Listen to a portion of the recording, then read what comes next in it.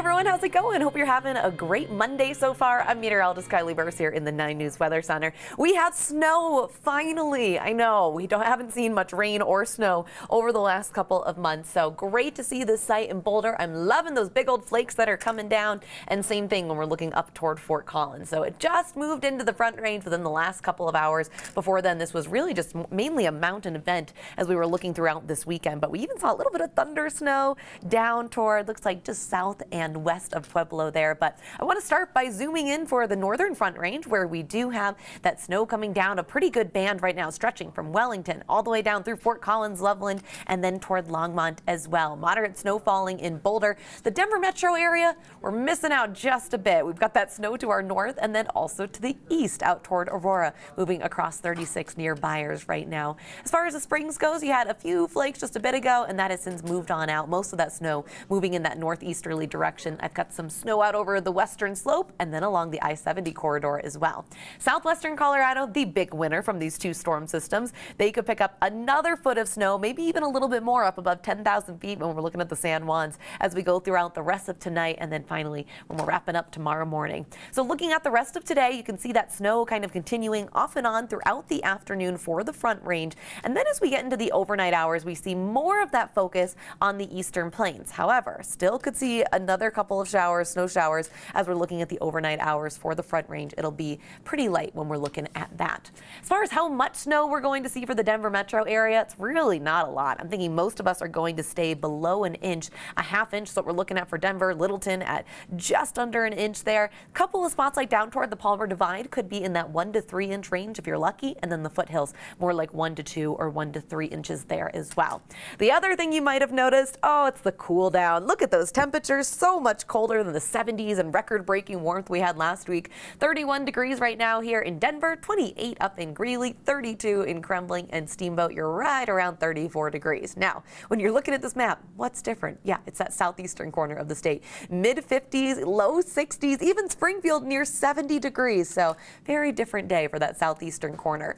As far as your wind goes, we don't have a lot to speak of, 5 to 10, maybe up toward 15 miles per hour. But just with the snow, we're dealing with that reduced visibility when we're looking across the Front Range. So as you can see, mainly less than an mile, I almost said an inch because we've been talking about snow totals, mainly less than 1.5 miles for most of the Front Range. Highs today will be in the mid-30s, so we're close to that already on this Monday afternoon. 36 degrees in Denver for your high, 32 up in Greeley, and overnight those temps drop down to about 22 degrees. Some light snow showers overnight, but then they're done by morning, and you know what? We are going to see those temperatures right back up into the 40s for tomorrow with some sunshine to go along with it. So looking at your 7-day forecast, we continue that gradual warming pattern as we head toward the weekend. A few isolated chances for Friday evening for seeing a little rain snow mix in there. But as you can see, Saturday, maybe our winner of the weekend with temperatures in the mid-50s. It's going to be mild, and then the wind does pick up with a slight cool down as we're looking ahead toward Sunday and Monday. So if you guys have any questions, feel free to throw them on our Facebook page. I'm going to hop on there and see if I can answer any of those for you. And of course, if you haven't downloaded that 9 News app, we've got a whole weather section on there. We send you a little forecast every morning, which is really fun. And then we also, just send general updates. So it's a really great tool to have. So I'm seeing a couple of comments. Of course, we got to know how much snow we're going to get. So just in case you missed that, let me go ahead and pull up your Front Range snow map. If we could maybe take those graphics one more time. Thanks, guys. Temperatures, we are talking about snow totals.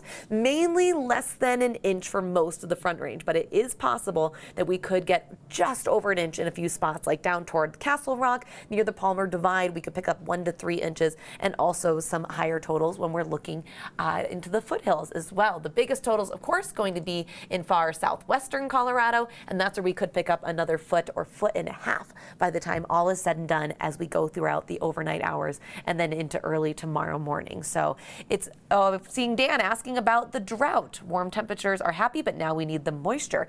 I've been very excited, Dan, about all of this moisture as we're looking at our drought map right now. So here's the latest from the U.S. Drought Monitor. We get an update every Thursday, and the latest run wasn't so good. Not surprisingly, given the fact that we just haven't had any moisture, but extreme to exceptional drought conditions conditions throughout most of our high country, and then even here for the Front Range and Eastern Plains. So as we're looking at today and getting the rest of that snow, it is so good to see that. We're still going to be way below average when it comes to moisture for the month of November, but we will take it. So Alex says, I hope we get a white Christmas. Me too. I always love getting a white Christmas. I feel like it doesn't always happen as much as we would hope it would. See if I can check out any more of these comments. It's only letting me see the first 4, so I promise I'm not ignoring you, just trying to look those up. So you jokers ask me, should I keep the petunias inside tonight? I'm trying to keep them alive. Yes, you should. Those temperatures overnight. Let me see if I can pull up those overnight lows for you. All right, here we go. This is for the Front Range. They are going to be down into the 20s. So yep, if you've got any plants that you want to survive, bring them on inside. We will see warmer temperatures as we go throughout the rest of this week and then in toward the weekend. We've got Colby saying, I hope it helps with the fires. You know, we've been hearing from firefighters, and from what I've been hearing recently, and this of course could have changed in the last little bit, they're saying they still won't fully extinguish them, but it is still very helpful. So great to see that. Definitely thinking about those firefighters. They've had such a tough go over the last couple of months. And after today, really, it's looking pretty dry on our 7-day forecast. We're back to that dry pattern here as we get into really the rest of the week, with the exception of Friday, when we've got a little chance for seeing some of that action there as well. So if you guys ever have a weather picture that you want to share, make sure you send it our way. We love seeing those. You can upload them on the app. That's a really easy way to do it. Or you can email us weather@9news.com. You can throw them right here on this Facebook page. That's another great way to get all that information out there. So here's a look at some of that. You can also tag us on Twitter and Instagram. And if you are a big fan of our morning show, which I definitely am, use that hashtag #MileHighMornings. And we love sharing those on the morning show, which is really fun. And on weekend mornings too, which is where you can typically see me. All right, I'm not seeing any new questions, so Kathy is going to be back tonight at 4 o'clock, and she will have the rest of your forecast and update for you on any totals, any changes that we might see. So thanks for joining me, guys. Hope you have a great rest of your Monday afternoon, and if you do have to hit the roads, make sure you drive safe. Take care.